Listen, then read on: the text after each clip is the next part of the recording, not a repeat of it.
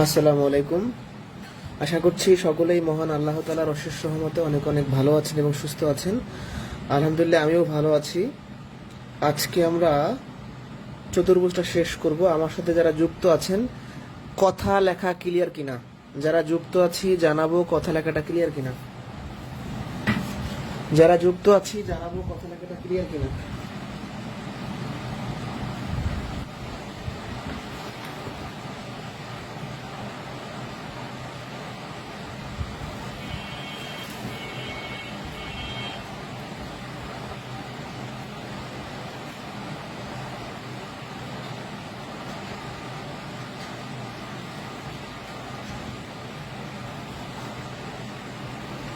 কথা লেখাটা ক্লিয়ার কিনা।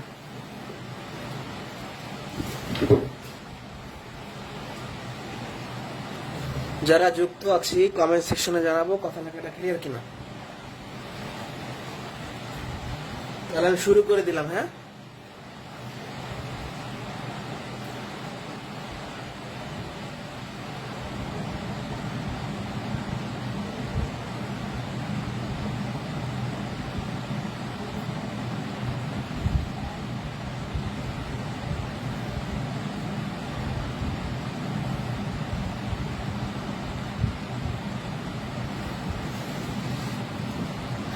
ওকে। তো প্রথম ক্লাসে আমরা শেষ করেছি হচ্ছে বর্গক্ষেত্র আর আয়তক্ষেত্র। আজকে রম্বস থেকে শুরু হবে। শুরুতে আমরা জেনে নেব যে রম্বস কি। রম্বস হলো যে চতুর্ভুজের চারটা বাহু সমান ও সমান্তরাল, কিন্তু কোণগুলা 90 ডিগ্রি না, সমকোণ না। চারটা বাহু সমান হবে, এরকম চারটা বাহু সমান হবে। আবার সমান্তরাল কেন? দেখেন, এই বাহু আর এই বাহু সমান্তরাল, এটা কখনো মিলিত হবে না। আবার এই বাহু সমান্তরাল, এটা মিলিত হবে না। তাহলে রম্বস হলো চারটা বাহু সমান হবে এবং সমান্তরাল হবে, আর কোণগুলো 90 ডিগ্রি হবে না। এটা 90 ডিগ্রি বড়, এটা 90 ডিগ্রি ছোট, এটা 90 ডিগ্রি বড়, 90 ডিগ্রি ছোট। তাহলে কোণগুলো হবে এমন ভাবে যে এরা 90 ডিগ্রি ছোট অথবা বড় হবে, বাট 90 ডিগ্রি হবে না। ঠিক আছে, বাকি 90 ডিগ্রি হবে না। তাহলে রম্বস কি সেটা আমরা দেখলাম। এবার আমরা দেখব রম্বসের ক্ষেত্রফল কিভাবে বের করতে হয়। রম্বসের আমরা দুইটা কর্ণ নেই, এখানে একটা কর্ণ, এখানে একটা কর্ণ নিলাম। কর্ণ থাকলে রম্বসের ক্ষেত্রফল নির্ণয়ের সূত্র হচ্ছে যে ক্ষেত্রফল সমান হাফ ইন্টু কর্ণদ্বয়ের গুণফল, হাফ ইন্টু কর্ণদ্বয়ের গুণফল। তাহলে রম্বসের ক্ষেত্রফলের সূত্র আমাদের মুখস্থ করতে হবে। আর পরিসীমা, পরিসীমা জিনিসটা খুব ভালো করে বুঝতে হবে। পরিসীমা,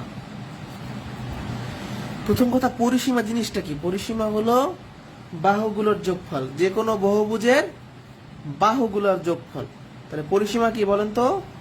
যে কোনো বহুভুজের বাহুগুলোর যোগফল। তাহলে রম্বসের, আমি রম্বস আঁকলাম, এই রম্বসের চারটা বাহু সমান। এটা যদি এ সেন্টিমিটার হয়, এটাও হবে এ সেন্টিমিটার, এটাও হবে এ সেন্টিমিটার, এটাও হবে এ সেন্টিমিটার।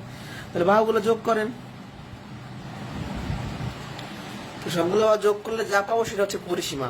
এই জন্য আমরা বলি রম্বসের পরিসীমা 4a, অর্থাৎ 4 ইন্টু 1 বাহুর দৈর্ঘ্য। তাহলে রম্বসের আমরা পরিসীমা দেখলাম, ক্ষেত্রফলের সূত্র দেখলাম। এবারে আর একটা গুরুত্বপূর্ণ তথ্য আমরা শিখব। রম্বসের সন্নিহিত কোণদ্বয়ের সমষ্টি 2 সমকোণ বা 180 ডিগ্রি। খুবই ইম্পর্টেন্ট। রম্বস আমি আঁকলাম, একটা রম্বস। সন্নিহিত কোণ মানে কি? এই দেখেন, এই বাহুটার সাথে দুইটা কোণ লেগে আছে, এখানে একটা, এখানে একটা। তো এই সন্নিহিত কোণের সমষ্টি সবসময় 2 সমকোণ, অর্থাৎ 180 ডিগ্রি। এই কোণের যোগফল কি? 180 ডিগ্রি। পরীক্ষায় যেটা করবে, একটা দিয়ে একটা বের করতে বলবে। তো যাই হোক, আমরা রম্বস কাকে বলে সেটা দেখলাম। যে রম্বস হলো চারটা বাহু সমান হবে, সমান্তরাল হবে, কিন্তু কোণগুলো 90 ডিগ্রি হবে না। ক্ষেত্রফলের সূত্র হাফ ইন্টু কর্ণদ্বয়ের গুণফল, পরিসীমা সূত্র 4a। আর এই তথ্যটা শিখলাম। এবার আমরা কোশ্চেন সলিউশনে চলে যাব। প্রশ্ন 25-এ বলা আছে, চারটি বাহু দ্বারা সীমাবদ্ধ ক্ষেত্র যার একটি কোনো সমকোণ নয় এরূপ চিত্রকে কি বলা হয়? একটা কোনো সমকোণ না এরূপ চিত্রকে আমরা কি বলি? রম্বস বলি। অ্যান্সার কি? Rhombus. 26 number, very very important, সেটা দাগায় রাখেন। 26 ভেরি ভেরি ইম্পর্টেন্ট। রম্বসের কর্ণদ্বয় পরস্পরকে কি করে? একটা রম্বস আঁকেন।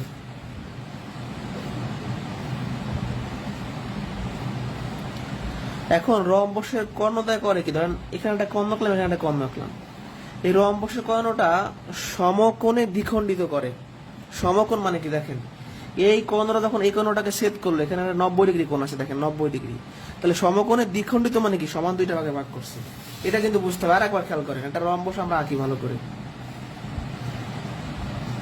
একটা রম্বস আঁকলাম, একটা কর্ণ আঁকলাম, হ্যাঁ এটা কর্ণ আঁকলাম। এখন এই কর্ণকে অপর একটা কর্ণ সমকোণে মানে 90 ডিগ্রি অ্যাঙ্গেলে, এই দেখেন 90 ডিগ্রি, এই 90 ডিগ্রি অ্যাঙ্গেলে দ্বিখণ্ডিত করবে। তাহলে অ্যান্সার কি? সমকোণে দুই ভাগ করবে। ঠিক আছে। এবিসিডি রম্বসের এ কোণ 60 ডিগ্রি হলে ডি কোণ কত? একটা রম্বস আমরা আঁকি। ঠিক আছে, একটা রম্বস আমরা অঙ্কন করি। এবারে খেয়াল করেন, রম্বসের কি বলছে? এ কোণ 60 ডিগ্রি হলে ডি কোণ কত? ধরেন এ বি সি ডি একটা রম্বস। এই রম্বসের এ কোণ দেওয়া আছে 60 ডিগ্রি, ডি কোণ বের করতে বলছে।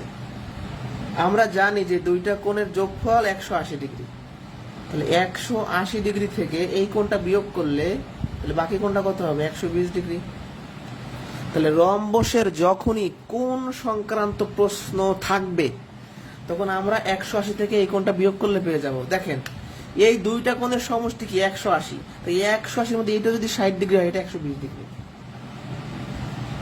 বুঝতে পারছি? ওকে। পরবর্তী প্রশ্নে বলছে কি, একটা রম্বসের কর্ণ দেওয়া আছে 4 আর 6, ক্ষেত্রফল বের করতে বলছে। রম্বসের ক্ষেত্রফলের সূত্র কি? হাফ ইন্টু কর্ণদ্বয়ের গুণফল। দুইটা কর্ণ গুণ করেন, একদম সহজ। এখান থেকে কিন্তু প্রাইমারি বিসিএস নিবন্ধনে প্রশ্ন হয়। 12 বর্গ সেন্টিমিটার। এই পর্যন্ত কারো কোনো কোশ্চেন থাকলে করতে পারেন।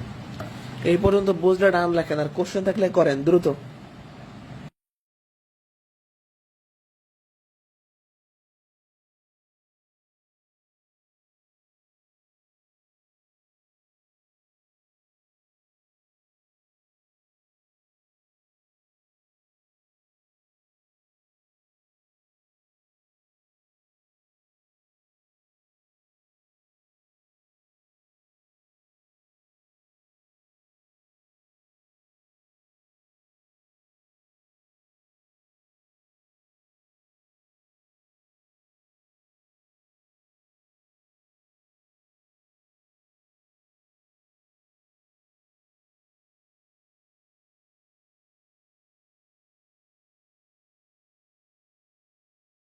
কিনা বলতে হবে, বুঝছি কিনা? বিন্যাস সমাবেশের ক্লাস তো নেওয়া হয়েছে, বিন্যাস সমাবেশের ক্লাস নেওয়া হয়েছে, আপনি গ্রুপে গেলে পাবেন। বিন্যাস সমাবেশের 5টা ক্লাস নেওয়া আছে, 5টা। 2টা বললে হবে? ওকে। পরবর্তী কোশ্চেন 29 নাম্বার, অনেক ইম্পর্টেন্ট, ভালো করে খেয়াল করি। একটি রম্বসের কর্ণদ্বয়ের দৈর্ঘ্য 8 সেন্টিমিটার ও 9 সেন্টিমিটার। এই রম্বসের ক্ষেত্রফলের সমান ক্ষেত্রফল বিশিষ্ট বর্গক্ষেত্রের পরিসীমা কত? খুবই ইম্পর্টেন্ট। তো রম্বসের তথ্য দিয়া বর্গক্ষেত্রের পরিসীমা চাইছে। তো একদম আমি শেষ থেকে যদি ম্যাথটা শুরু করি, চাইছে কি প্রশ্নে?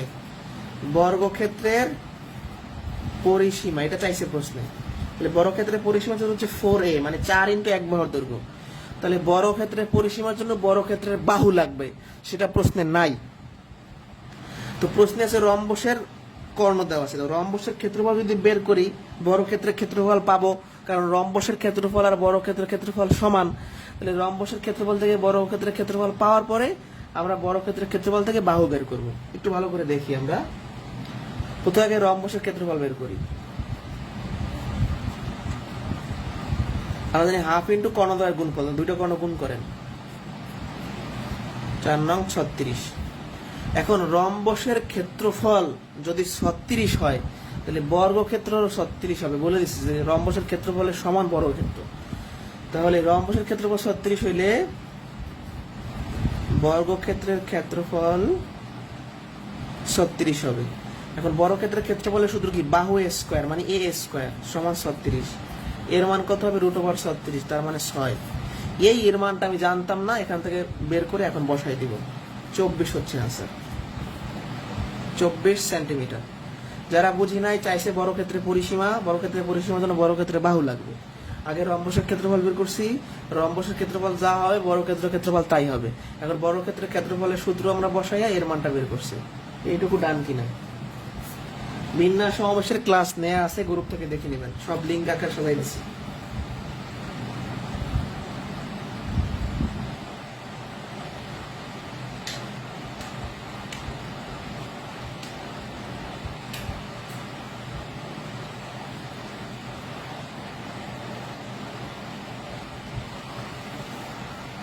বুঝছে কিনা?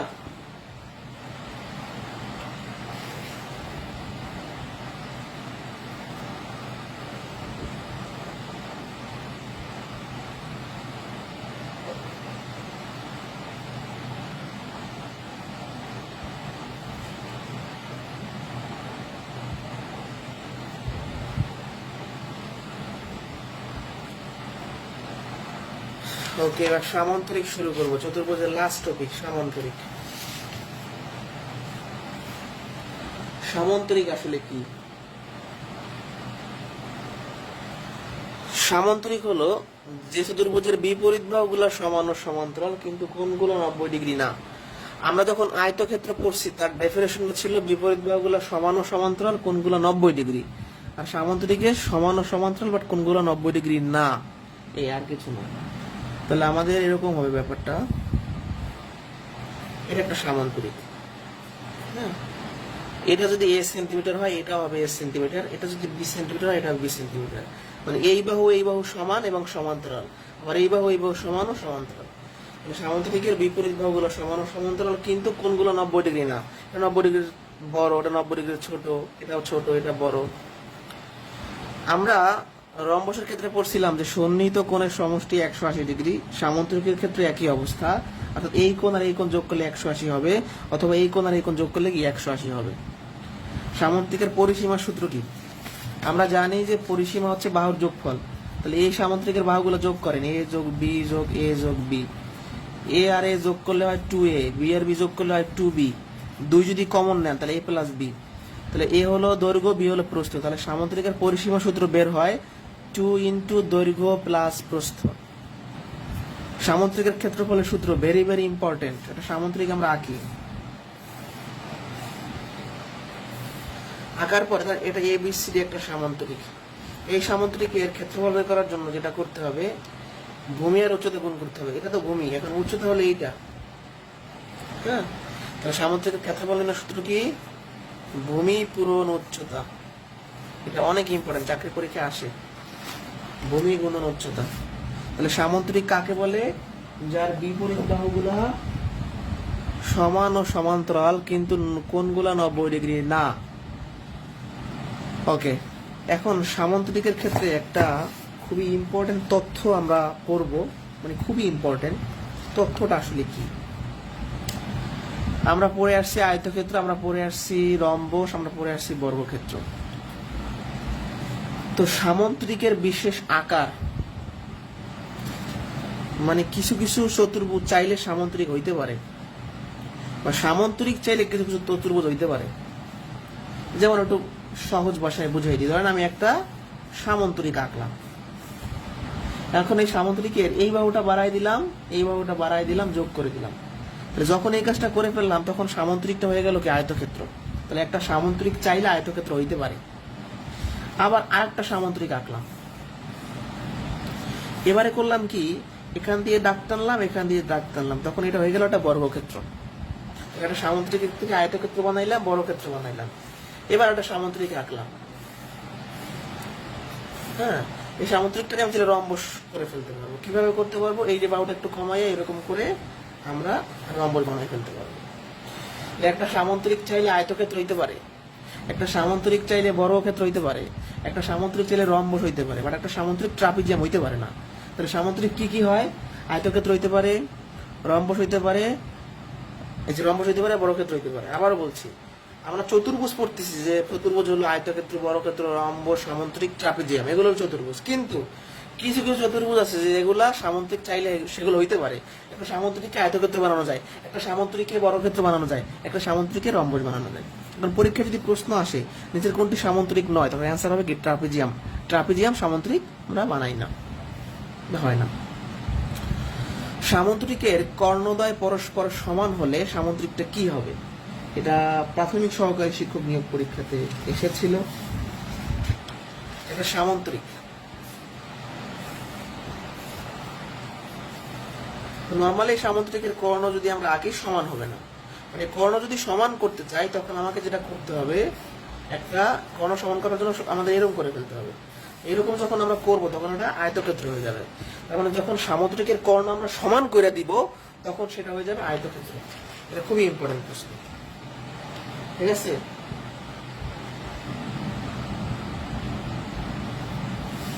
কোন সামুদ্রিকের একটি কোণ সমকোণ হলে উহা কি? ধরেন একটা সামুদ্রিক আঁকলাম, এখন এই সামুদ্রিকের কোণগুলো তো সমকোণ না। তো সমকোণ যদি করতে চাই তাহলে আমাকে এই কাজ করতে হবে।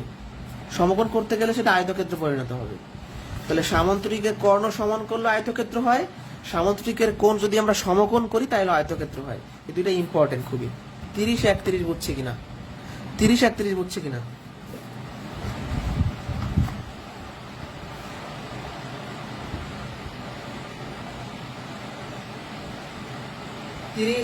বুঝছে কিনা?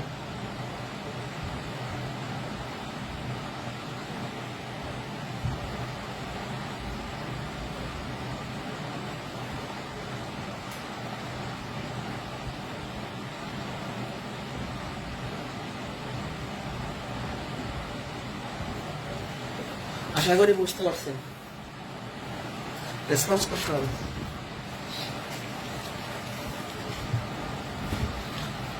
এবার বলছে কি, কোন সামুদ্রিকের দুটি সন্নিহিত কোণের একটা 115 ডিগ্রি হলে অপরটি কত? আমরা জানি যে সামুদ্রিকের দুইটা সন্নিহিত কোণের যোগফল 180 ডিগ্রি।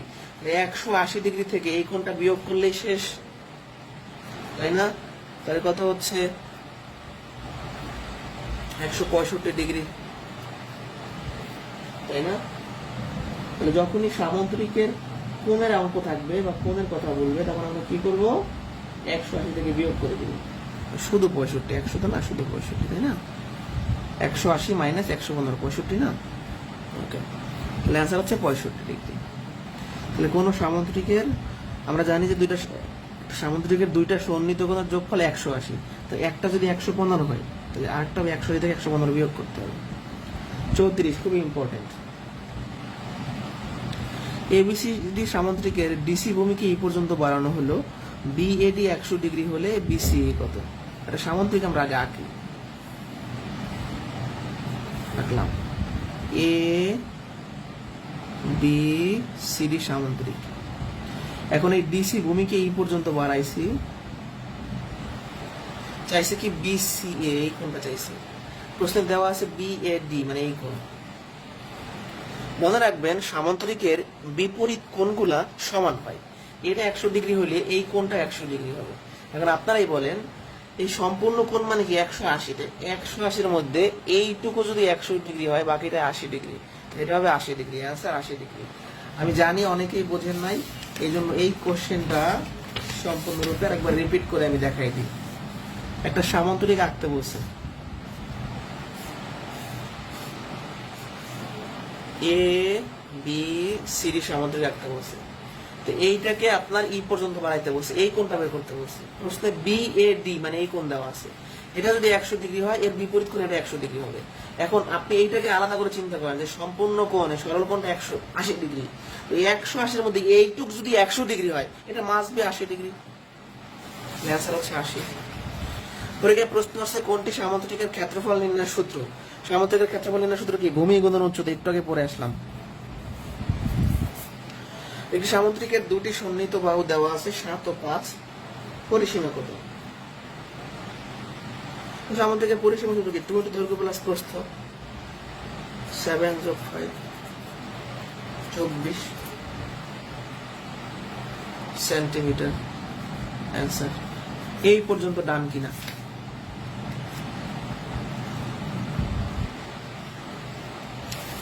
এই পর্যন্ত ডান কিনা?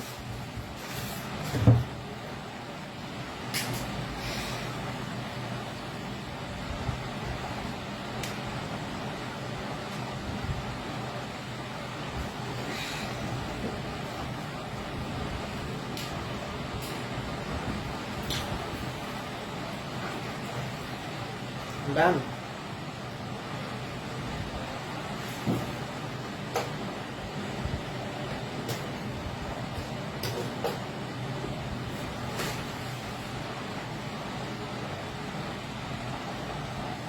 ওকে, নেক্সট কোশ্চেনে যাবো আমি।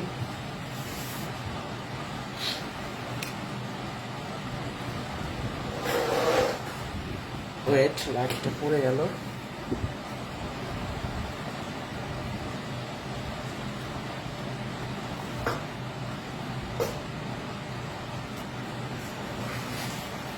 সাঁইত্রিশ নাম্বার, এটা খাদ্য অধিদপ্তর একটা পরীক্ষাতে আসা প্রশ্ন। কোন সামান্তরিকের সন্নিহিত বাহুর দৈর্ঘ্য যথাক্রমে 10 সেন্টিমিটার ও 8 সেন্টিমিটার এবং এদের অন্তর্ভুক্ত কোণ 30 ডিগ্রি হলে সামান্তরিকটির ক্ষেত্রফল নিচের কোনটি হবে? তাহলে আমরা তো জানি সামান্তরিকের সন্নিহিত বাহু দেওয়া আছে 10 আর 8, এদের অন্তর্ভুক্ত কোণ দেওয়া আছে, সামান্তরিকটির ক্ষেত্রফল আসলে কত? এখন সামান্তরিকের ক্ষেত্রফল আমরা পড়ছি ভূমি গুণন উচ্চতা, এটা আমরা পড়ে আসলাম। কিন্তু এখানে বলছি কি দুইটা বাহু দেওয়া আছে 10 আর 8 এবং এদের অন্তর্ভুক্ত কোণ দেওয়া আছে। যখনই একটা সামান্তরিকের দুটো সন্নিহিত বাহু দেওয়া থাকবে এবং এদের অন্তর্ভুক্ত কোণ দেওয়া থাকবে, সন্নিহিত বাহু কি করছে, আমার সামান্তরিক একটা আঁকি। ধরেন এই বাহুটা দেওয়া আছে 10, এটা হচ্ছে 8, সন্নিহিত মানে একসাথে লেগে আছে, যে এই দুইটা বাহু লেগে আছে, এটা সন্নিহিত বাহু। এবং এদের অন্তর্ভুক্ত কোণ দেওয়া আছে 30 ডিগ্রি। এটা অবশ্য 30 না, আপনি এটা 8 ধরেন, তাহলে এইটুকু 30 মনে করেন। এই দুইটা বাহু দেওয়া আছে আর এটা 30 ডিগ্রি। এরকম দুইটা বাহু আর কোণ দেওয়া থাকলে তখন সামান্তরিকের ক্ষেত্রফলের সূত্র হয় এবি সাইন থেটা। এটা মুখস্থ রাখতে হবে, এবি সাইন থেটা। এবি কি মানে দুইটা সন্নিহিত বাহু, আর সাইন আর অন্তর্ভুক্ত কোণ হবে। এ হলো প্রথম বাহু, বি হলো দ্বিতীয় বাহু, আর সাইন থেটার মান কত? 30 ডিগ্রি। 10 গুণন 8, সাইন 30 ডিগ্রি মান হচ্ছে হাফ। এটা আমরা ত্রিকোণমিতি চ্যাপ্টারে পড়াবো। সাইন 30 ডিগ্রি মান হচ্ছে হাফ। তাহলে 8 10 80 ভাগ 2 40, অ্যান্সার হচ্ছে 40। তাহলে যখন এরকম দুইটা সন্নিহিত বাহু দেওয়া থাকবে এবং এদের অন্তর্ভুক্ত কোণ দেওয়া থাকবে, তখন ক্ষেত্রফলের সূত্র হবে কি? AB sine theta. খুবই ইম্পর্টেন্ট এটা। এবার আমরা চলে যাব ট্রাপিজিয়ামে। ট্রাপিজিয়াম জিনিসটা কি? ট্রাপিজিয়াম হলো যে চতুর্ভুজের দুইটা বাহু সমান্তরাল কিন্তু অসমান এবং অন্য বাহুদ্বয় অসমান্তরাল। আমরা যতগুলা চতুর্ভুজ পড়ছি, আয়তক্ষেত্র, বর্গক্ষেত্র, রম্বস, সামান্তরিক, এই 4টা চতুর্ভুজের সবার বাহুগুলাই সমান্তরাল। একমাত্র ট্রাপিজিয়ামের দুইটা সমান্তরাল আর দুইটা অসমান্তরাল। তাহলে অসমান্তরাল বাহু শুধু ট্রাপিজিয়ামেরই হয়। পরীক্ষায় কিন্তু প্রশ্ন আসতে পারে যে কোন চতুর্ভুজের বাহুগুলো অসমান্তরাল, এটা কিন্তু পরীক্ষায় প্রশ্ন আসে, সেটা হলো ট্রাপিজিয়াম। ট্রাপিজিয়ামের দুইটা বাহু সমান্তরাল, ধরুন এই বাহু আর এই বাহু, এরা সমান্তরাল কিন্তু অসমান, মানে ছোট বড়। আর এই দুইটা বাহু অসমান্তরাল। অসমান্তরাল কেন বলছি সেটা একটু বুঝিয়ে বলি। এই দুইটা বাহু সমান্তরাল, হ্যাঁ, এবং অসমান। সমান্তরাল এবং অসমান মানে সমান না, এরা কখনো মিলিত হবে না। আর এই দুইটা বাহু অসমান্তরাল কেন? এরা কোনো না কোনো সময় যায় মিলিত হবে। দেখেন তো, যেসব বাহু মিলিত হয়, যেসব রেখা মিলিত হয়, তাদেরকে কি বলি আমরা? তাদেরকে বলি অসমান্তরাল। তার মানে এই দুইটা বাহু হচ্ছে অসমান্তরাল আর এই দুইটা বাহু হচ্ছে সমান্তরাল। এইটাকে বলা হয় ভূমি, আর এইগুলাকে বলা হয় তির্যক বাহু।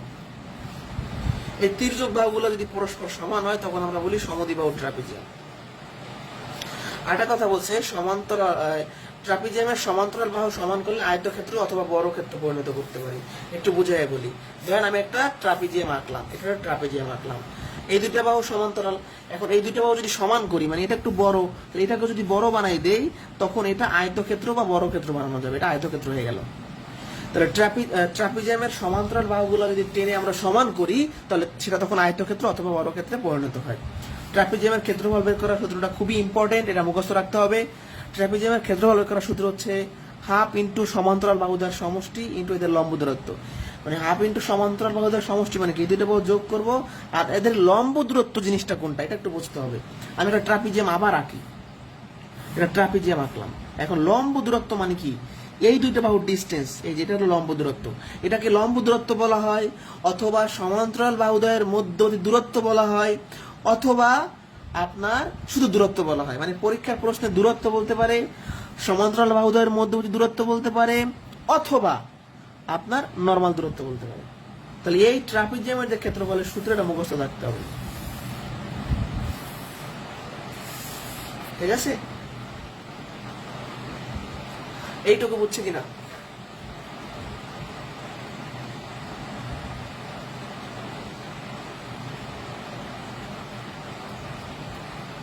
এইটুকু বুঝছি কিনা?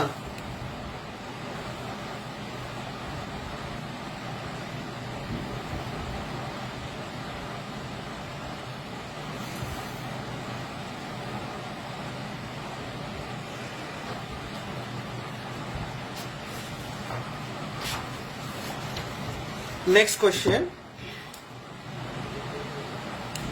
একটি ট্রাপিজিয়ামের উচ্চতা 8 সেন্টিমিটার, সমান্তরাল বাহুদ্বয়ের দৈর্ঘ্য দেয়া আছে, ক্ষেত্রফল কত?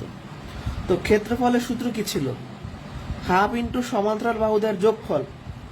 তো সমান্তরাল বাহুর 9 আর 7 যোগ করেন, 9 যোগ 7 গুণন দূরত্ব।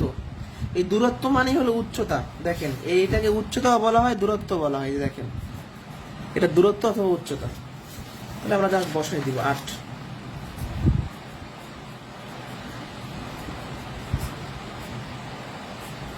আর এটা 64 বর্গ সেন্টিমিটার। তাহলে দেখেন ক্ষেত্রফল সমান হাফ ইন্টু সমান্তরাল বাহুদ্বয়ের যোগফল গুণন দূরত্ব। 39 নম্বরে বলছে কি, একটি ট্রাপিজিয়ামের ক্ষেত্রফল 20 বর্গ সেন্টিমিটার, এর ক্ষেত্রফল দিয়ে দিচ্ছে, সমান্তরাল বাহুদ্বয়ের দৈর্ঘ্য দেওয়া আছে 3 সেন্টিমিটার ও 7 সেন্টিমিটার, সমান্তরাল বাহুদ্বয়ের মধ্যবর্তী দূরত্ব চাইছে। আমি ক্ষেত্রফলের সূত্রটাকে ভালো করে লিখি।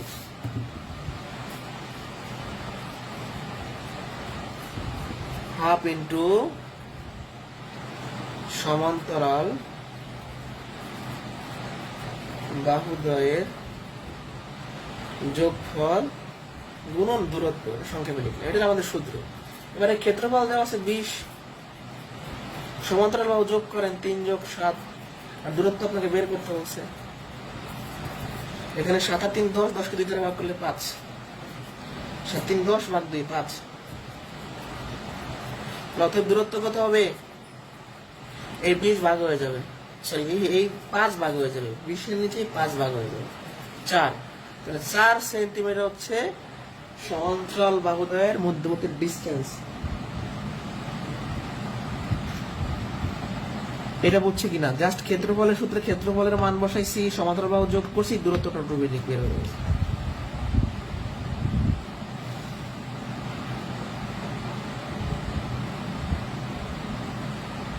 বুঝছে কিনা?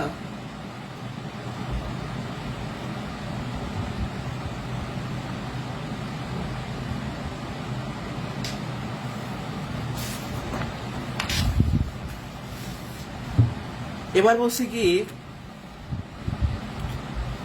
একটি ট্রাপিজিয়ামের সমান্তরাল বাহুদ্বয়ের দূরত্ব 3 সেন্টিমিটার, ক্ষেত্রফল 48 বর্গ সেন্টিমিটার, সমান্তরাল বাহুদ্বয়ের গড়। এটা আর একটু অ্যাডভান্স প্রশ্ন, এটা কি আর একটু অ্যাডভান্স। আচ্ছা আমরা তো গড় পড়ে আসছি সবাই, আমরা যে সূত্রটা লিখি, আমরা জানি যে ক্ষেত্রফল সমান হাফ ইন্টু সমান্তরাল বাহুদ্বয়ের যোগফল গুণন দূরত্ব। এই ক্ষেত্রফল দেওয়া আছে কত? 48। আমাদের লাগবে সমান্তরাল বাহুদ্বয়ের গড়। তো দুইটা বাহুর গড় বের করার জন্য দুইটা বাহুর যোগফল লাগবে, মানে এই জিনিসটা আমরা বের করব, তারপর 2 দ্বারা ভাগ করব। দুইটা বাহুর যদি আমরা গড় বের করতে চাই তাহলে দুইটা বাহুর আগে যোগফল লাগবে, তাহলে এটাকে সংক্ষেপে আমি যোগফল লিখলাম। আর এই দূরত্ব দেওয়া আছে কত? 3, এই যে প্রশ্নে দেওয়া আছে। আর এক পাশে আসবে যোগফল গুণন 3, এক পাশে আসবে 48 গুণন 2, আর গুণ করছি, অতএব যোগফলটা কত হবে? এই 3 ভাগ হয়ে যাবে। 3 × 16 = 48, 16 × 32। তাহলে এটা কিন্তু অ্যান্সার না, এটা যোগফল, অর্থাৎ সমান্তরাল বাহু দুটো যোগ করলে 32 হবে। অর্থাৎ গড় কত? 32/2, 16। গড় হচ্ছে 16। খুবই ইম্পর্টেন্ট, সমান্তরাল যে দুইটা বাহু তাদের গড় চাইছে। তো সমান্তরাল দুইটা বাহু গড়ের জন্য সমান্তরাল বাহুদ্বয়ের যোগফল লাগবে, যেটা আমরা বের করছি, তারপর 2 দ্বারা ভাগ করে দিচ্ছি, নরমালি গড়ের সূত্র। এই হলো আমাদের চতুর্ভুজ শেষ। এখন আরেকটা পার্ট আছে এই চ্যাপ্টারের, বহুভুজ যেটাকে বলে, সেটা পড়াইলেই হবে। এই পর্যন্ত বুঝছি কিনা একটু কমেন্টে জানান।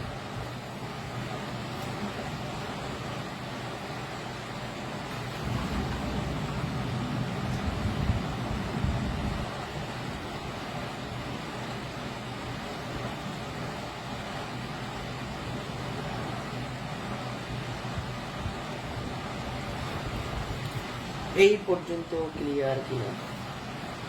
এর পরের চ্যাপ্টারই হবে বৃত্ত। হ্যাঁ, এখন আমরা পড়ব বহুভুজ। আসলে বহুভুজ কি? বাহু দ্বারা আবদ্ধ যে কোনো চিত্রই বহুভুজ। বাহু দ্বারা আবদ্ধ হইতে হবে। যেমন 3টা বাহু দ্বারা আমরা আবদ্ধ করলে তার নাম হয় ত্রিভুজ, ত্রিভুজও একটা বহুভুজ। 4টি বাহু দ্বারা আবদ্ধ হলে তার নাম হয় চতুর্ভুজ, চতুর্ভুজ একটা বহুভুজ। 5টি বাহু দ্বারা যদি আবদ্ধ হয়, 1 2 3 4 5, এটার নাম কি? পঞ্চভুজ।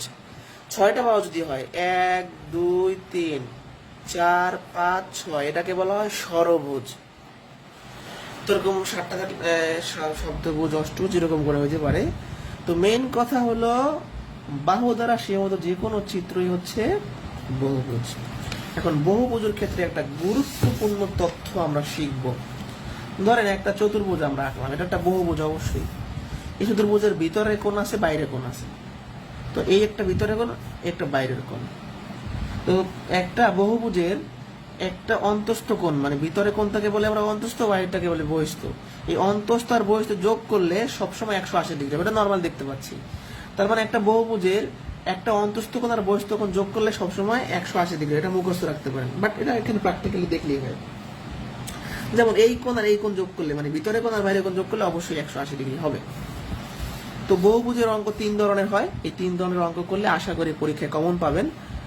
বিশেষ করে বিসিএস প্রিলিমিনারিতে বহুভুজ থেকে অনেক প্রশ্ন আসে, মানে বহুভুজটা বিসিএস প্রিলি, প্রাইমারি বা আদার্স জবের জন্য ইম্পর্টেন্ট, নিবন্ধন। তো প্রথমে আমরা দেখব যে বহিস্থ কোণ কিভাবে বের করতে হয়, অথবা বহিস্থ কোণ দেওয়া থাকলে বাহু কিভাবে বের করতে হয়। একটা বহুভুজের বহিস্থ কোণ বের করার সূত্র হচ্ছে 360 ডিগ্রিকে বাহু সংখ্যা দ্বারা ভাগ করতে হবে, খুব ইম্পর্টেন্ট। 8 বাহু বিশিষ্ট সুষম বহুভুজের বহিস্থ কোণ কত? তাহলে প্রশ্নে বহিস্থ কোণ চাইছে। সূত্র কি? 360 ডিগ্রি বাই বাহুর সংখ্যা, 8 বাহু, তাই না? 8 বাহু। এবার 360 ডিগ্রি আমরা 8 দ্বারা ভাগ করি, তাইলে তো হয়ে যায়, তাই না? তাহলে একটু ভালো করে খেয়াল করেন, 8 দিয়ে যদি ভাগ করি, 4 8 32, 4 থাকে 4 আর 0 40, 5 40, তাহলে 45 ডিগ্রি হচ্ছে আনসার। 360কে 8 দ্বারা ভাগ করলে 45 ডিগ্রি, বহিস্থ কোণ 45 ডিগ্রি। তাহলে এই সূত্রটা কিন্তু আমাদের মুখস্থ করতে হবে। আমরা এই দুইটা সূত্র দিয়ে বেশি করে ফেলবো। একটি সুষম বহুভুজের প্রত্যেকটা বহিস্থ কোণ দেয়া আছে, বাহুর সংখ্যা চাইছে। তা আমাদের সূত্র কি? সূত্র হলো বহিস্থ কোণ সমান 360 ডিগ্রি বাই বাহুর সংখ্যা।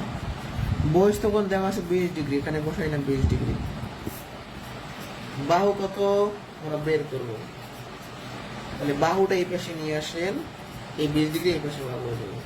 এই বাহুটা ভাগ আছে তাহলে এই পাশে গুণ হবে, এটা গুণ আছে এই পাশে ভাগ হবে, নর্মাল নিয়ম। তাহলে হচ্ছে 18টি। আচ্ছা, তাহলে এই একটা সূত্র থেকে বহিস্থ কোণও বের করা সম্ভব যদি বাহু দেওয়া থাকে, আবার বাহু বের করা সম্ভব যদি আমাদের কোণ দেওয়া থাকে। তাহলে মুখস্থ রাখতে হবে বহিস্থ কোণের পরিমাণ সমান 360 ডিগ্রি বাই বাহুর সংখ্যা। এই দুইটা ম্যাথ দিয়ে আমরা, মানে দুইটা সূত্র দিয়ে সামনে আরো ম্যাথ করবো আমরা।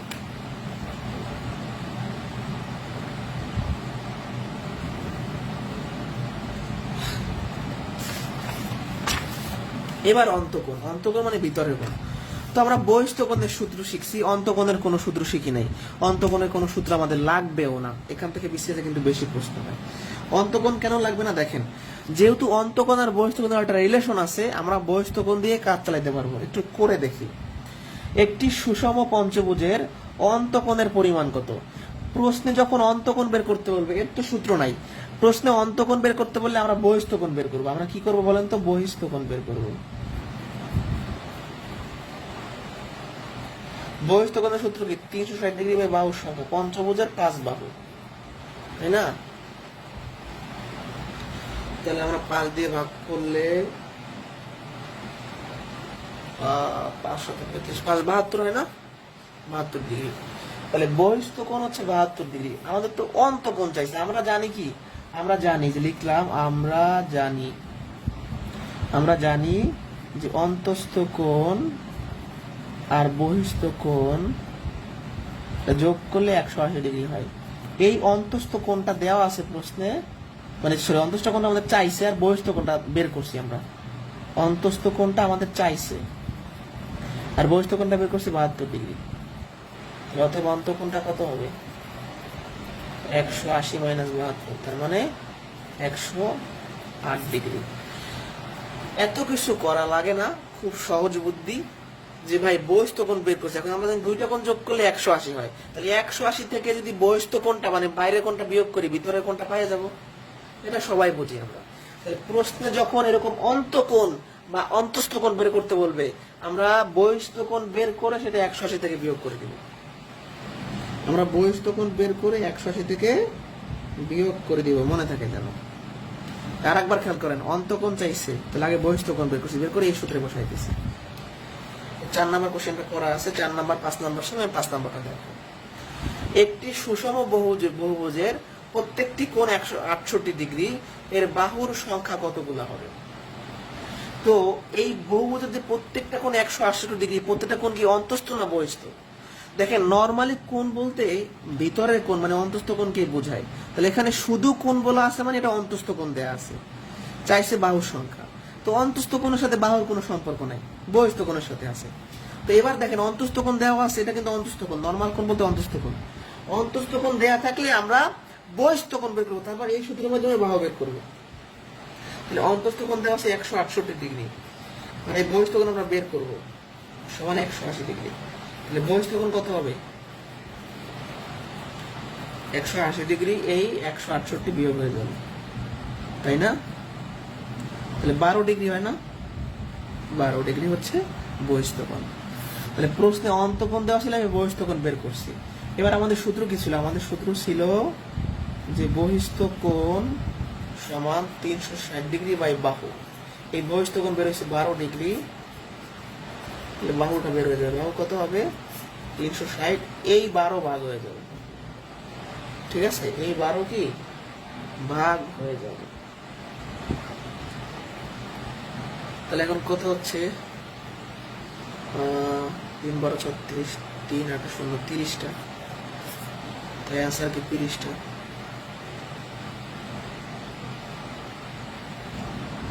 অ্যান্সার কি 30টি।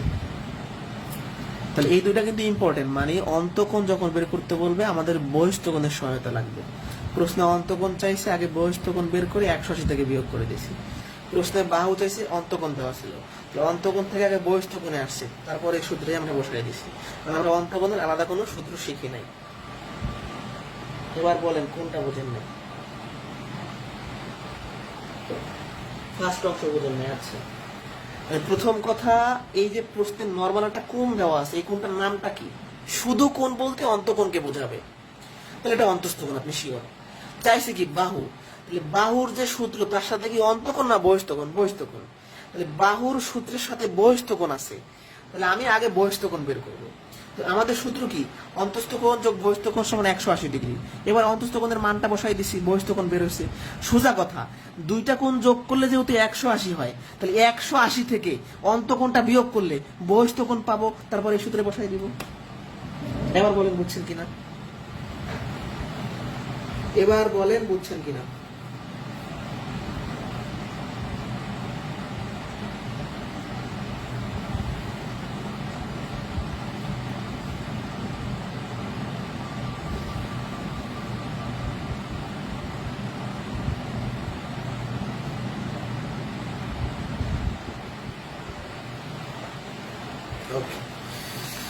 এবার প্রশ্ন চাইবে বহুভুজের কোণের সমষ্টি। কোণ বলতে অন্তঃকোণের সমষ্টি। নরমালি কোণ বলতে অন্তঃকোণের বোঝায়। এটা অনেক ইম্পর্টেন্ট, খুব সহজ একটা সূত্রের সাথে আমরা শিখবো। বহুভুজের এতক্ষণ আমরা কোণ বের করছি, এবার কোণের সমষ্টি যদি বলে অন্তঃকোণের সমষ্টি। একটা বহুভুজের বাহুর সংখ্যা 6, বহুভুজের অন্তঃকোণগুলোর সমষ্টি কত? কোণের সমষ্টি বের করার জন্য এই সূত্র 2 ইন্টু বাহুর সংখ্যা -4। তো 2 ইন্টু বাহু 6টা বাহু -4 8। এই অ্যান্সারটা সবসময় কি হবে? সমকোণে হবে। একক কি? সমকোণ। একটি পঞ্চভুজের কোণের সমষ্টি, কোণের সমষ্টি। তাহলে সূত্র কি? 2 ইন্টু বাহুর সংখ্যা, পঞ্চভুজের 5 বাহু -4। অ্যান্সার কি? অ্যান্সারটা হবে 6 সমকোণ। এককটা কি? সমকোণ। একটি সুষম ষড়ভুজের অন্তঃকোণগুলোর সমষ্টি। তো সূত্র কি? 2 ইন্টু বাহু, বাহু হলো ষড়ভুজের 6 বাহু 8 সমকোণ। এটা তো অপশনে নাই, অ্যান্সারে আমাদের 8 সমকোণ, বাট অপশনে নাই। আমরা জানি 1 সমকোণে 90 ডিগ্রি, তাহলে সমকোণ তুলে দিয়ে 90 বসাইতে পারি, তাহলে 720 ডিগ্রি। তাহলে সমকোণ নাই, আমরা ডিগ্রিতে কনভার্ট করে দিচ্ছি। তাহলে এই সূত্রটা আমরা কখন ব্যবহার করব? যখন আমাকে বহুভুজের কোণের সমষ্টি বের করতে বলবে। সূত্র কি? 2 ইন্টু বাহুর সংখ্যা -4। এটা বুঝছি কিনা? এটা বুঝলে নেক্সট কোশ্চেনে যাব। এবার আমরা শিখব সুষম বহুভুজ। এই সুষম বহুভুজ থেকে কিন্তু প্রশ্ন হয়, সুষম বহুভুজ কি, কাকে বলে প্রশ্ন হয়। সুষম বহুভুজ হলো যে বহুভুজের সবগুলা বাহু এবং সবগুলা কোণ সমান। সুষম বহুভুজের বাহুগুলা কোণগুলা সমান, একদম দেখতে এরকম।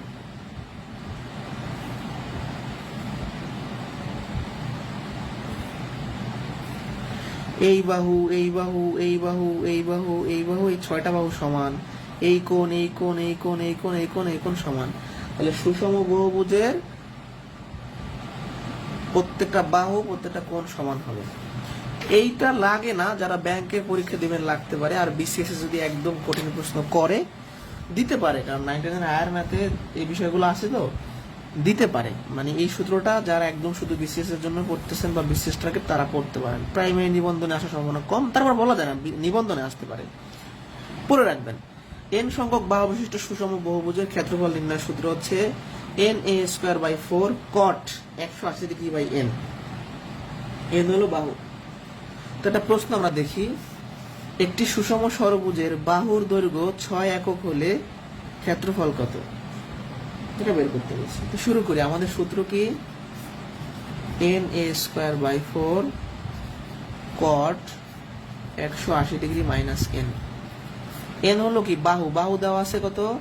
ষড়ভুজের 6 বাহু, তাহলে 6। এ হলো বাহুর দৈর্ঘ্য। এটা কি? বাহুর দৈর্ঘ্য কত? 6। বাহুর দৈর্ঘ্য 6 বা cot n এর মানটা কত? 6টা বাহু, ষড়ভুজ। তাহলে n হলো বাহু, বাহুর সংখ্যা, আর এ হলো বাহুর দৈর্ঘ্য। 36/4 9 cot এখানে হচ্ছে 30 ডিগ্রি। ঠিক আছে? ও সরি, এখানে তো ভুল হইল না, এর উপরে স্কয়ার, দুঃখিত। na² না, তাহলে উপরে হচ্ছে 36/4। 180 কে 6 দ্বারা ভাগ করলে 30 ডিগ্রি হয় না? ওকে, এবার কাটাকাটি করলে 4 নং 36, 6 নং 54। এই cot 30 ডিগ্রির মান হলো √3। এটা আমরা তাহলে অ্যান্সার হবে √3 বর্গ একক। এই cot 30 ডিগ্রির মান √3, এটা আমরা ত্রিকোণমিতিতে শিখবো ইনশাআল্লাহ। তাহলে এই সূত্রটা আবারও বলতেছি, n a square by 4 cot 180 degree by n. এখানে এ হলো বাহুর দৈর্ঘ্য যেটা 6 দেওয়া ছিল, আর এন হলো বাহুর সংখ্যা। এবার নর্মালি আমরা বসাই দিছি। তাহলে সুষম সরবুজ কি, সুষম বহুভুজ কি, বাহুগুলো কোণগুলো সমান। এবার আছে সদৃশ কোণী বহুভুজ,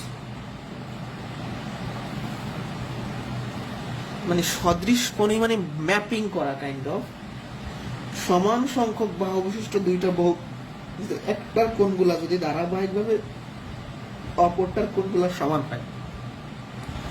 যেমন একটা ত্রিভুজ আমি আঁকলাম, এটা ছোট, এটা আর একটু বড়, কিন্তু দেখতে একরকম না। এখন এই কোণ আর এই কোণ, এই দুইটা কোণ যদি আবার এই কোণ আর এই কোণের সমান হয়, মানে এই অনুরূপ কোণগুলো যদি এর অনুরূপ কোণগুলো সমান হয়, আবার একান্তর কোণগুলো যদি একান্তর কোণের সমান হয়, মানে হচ্ছে পর্যায়ক্রমে কোণগুলো সমান, এই কোণ এই কোণ সমান, এই কোণ এই কোণ সমান হবে। এই দুইটাকে আমরা বলবো সদৃশ কোণী বহুভুজ। চতুর্ভুজ চিন্তা করেন, ছোট চতুর্ভুজ, এটা একটা বড় ক্ষেত্র নিলাম। এখন এই কোণ এই কোণ, আবার এই কোণ এই কোণ যদি সমান হয়, তখন আমরা কি বলবো? সুষম সদৃশ কোণী বহুভুজ। আবার এই কোণ এই কোণ, এই কোণ এই কোণ যদি সমান হয়, তখন হচ্ছে সদৃশ কোণী বহুভুজ। এই সদৃশ কোণী ত্রিভুজ থেকে ভালোই প্রশ্ন হয়। সদৃশ কোণী ত্রিভুজ হলো ত্রিভুজের অনুরূপ কোণগুলো যদি অপর ত্রিভুজের অনুরূপ বাহুগুলা সমানুপাতিক। মানে ব্যাপারটা ঘটনাটা এরকম, ঠিক ধরেন আপনি একটা ত্রিভুজ আঁকলেন ছোট, একটা ত্রিভুজ আঁকলেন বড়, অনুরূপ কোণগুলাই যে একটা বাহু মানে একই পেশে যে কোণগুলা, এই কোণ আর এই কোণ অনুরূপ কোণ। এই দুইটা কোণ আবার এই দুইটা কোণ যদি সমান হয়, তখন এই ত্রিভুজ দুইটাকে বলবো সদৃশ কোণী ত্রিভুজ। আবার তাহলে তার মানে এটাও এটা সমান হইতে হবে, অর্থাৎ একটা ত্রিভুজের তিনটা কোণ অপরটা ত্রিভুজের তিনটা কোণের যদি সমান হয়, তখন আমরা কি বলি? সদৃশ কোণী। একটা ত্রিভুজের তিন কোণ অপরটা ত্রিভুজের তিন কোণের সমান হয়, তখন আমরা বলি সদৃশ কোণী। এটা খুবই কিন্তু অ্যান্সার। সর্বসম না, সর্বসম কিন্তু ভিন্ন জিনিস, ত্রিভুজে পড়াই আসছি। সর্বসম হলো ম্যাপিং করা, কোণ সমান হলে সর্বসম হইতেও পারে না হইতে পারে, বাট তিনটা কোণ যদি অপর ত্রিভুজের তিনটা কোণের সমান হয়, তখন আমরা বলবো সদৃশ কোণী। দেখেন এই কোণ আর এই কোণ, এই কোণ এই কোণ সমান হইলে সদৃশ কোণী। তার মানে হিসাব করে দেখা গেল তিনটা কোণের তিনটা কোণের সমান হবে। তাহলে এই ছিল আজকের ক্লাস। এখন কারো কোনো কোশ্চেন থাকলে করবেন। আপনাদের পরবর্তী চ্যাপ্টার হচ্ছে বৃত্ত, পরবর্তী চ্যাপ্টার বৃত্ত। বুঝছে কিনা বলেন? পরবর্তী চ্যাপ্টার কি? বৃত্ত। বুঝলে আজকে এই পর্যন্তই।